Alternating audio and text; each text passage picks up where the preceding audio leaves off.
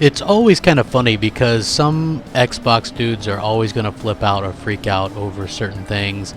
PSX is a perfect example. Sony held a conference and everybody's like, Microsoft needs to do something like that. They need to show off games that are years and years away. And the whole time I'm thinking that's not a really good business strategy, because people complain when a game gets shown off too early and then ends up getting canceled, because let's face it, things like this happen in the media and games get canceled often. So you have to be careful with what you show off, when you show off. When Microsoft originally was showing off games, they would show off CGI trailers, and then people complained that they were showing off too many CGI trailers. So Microsoft changed that. They started waiting until usually within a year to 18 months of release and then showing the game, and then the game comes out. And a good example of this would be they showed off Dead Rising 4 last E3, and then it released months later that December. They showed off Recore the previous E3, and then it came out that next year. That's the way that they want to do it. You know, sometimes that's not good enough for people. People always have that quote-unquote, Microsoft needs to quote-unquote fix Xbox, and this is how. If Microsoft listened to everybody that was like, hey, fix Xbox, Xbox would have already been dead a long time ago. Let's be honest. I seen people flipping out on Twitter, like people that are legit Xbox fans, like they should just stop Halo right now, have 343 make a brand new IP. Make them do a brand new IP. Tell Turn 10, no more Forza. Tell them to stop making that. They need to make a new IP. The Coalition needs to stop making Gears. Go make Shanghai. Go make a new IP. Like, this is the reasoning. Or they go, well, why don't they split 343 or split the Coalition, and then one team can make Halo and one team can make this. Like, how does that make more sense in some people's heads than Microsoft just opening a new studio without watering down their main big budget studios? Like, do people not understand that Microsoft has $4 billion plus franchises? They have Halo, Gears, Forza, and Minecraft. Those games make money. It's a business. You're not going to water down your studios and cut them in half to go make an unproven IP. Because guess what? They were already releasing unproven IP and people weren't going out and buying them.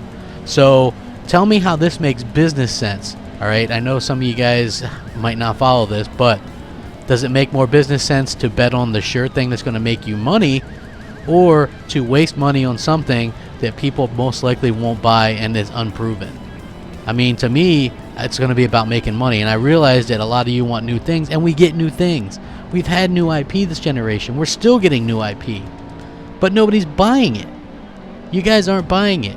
Maybe some of you are, so I don't want to generalize and like pigeonhole you as into being nobody, but splitting 343 into 2 studios because Naughty Dog did it isn't the answer. You guys have to understand that, right? You have to understand how this whole situation works. Microsoft, and for you Xbox guys, right, the ones that are like complaining or worried, or the Chicken Littles, calm down. You're not helping matters. You're feeding into the hysteria. You already have the media trying to bury Microsoft. You have these game sites trying to bury Microsoft, and now you have the fans turning on Microsoft simply because Sony releases a good game. Tell me where that makes sense in any world. How does that make sense? Calm down. Let's wait and see what Microsoft has. It's not like they haven't released 5 games in the last 6 months, right? I mean, all this talk about dry spells. Think about how I feel. I'm a PS4 owner. You know the big AAA games that I bought on PS4? The last one was Uncharted 4 last May. The next one will be Horizon Zero Dawn, almost a full year later. And before Uncharted 4, the last AAA I bought new was The Order 1886, a year prior to Uncharted 4. So yeah, that's dry. You know, they don't have the mainstream games.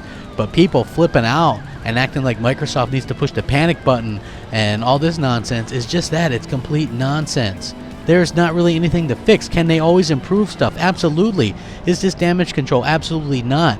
Do I damage control sometimes? Yes. But this isn't one of those times. This is just me speaking to you guys as like an Xbox fan and as a gamer. You know, some of you guys just are way over the top right now and just flipping out over no good reason. You know, just keep things in perspective, guys. We've got E3 on the horizon. We've got the most powerful console ever on the horizon. I warned you that the narratives would change in the media. It was power, power, power. Multiplat, exclusives didn't matter, right? We kept hearing that exclusives don't matter anymore. It's a multiplats and which console runs them faster. And now it's not that, it's exclusives again, right? And it'll keep changing to suit what Sony has. You have to realize that, people. Cheer up. Xbox is the best box, man. Rack 'em up. Crapgamer out.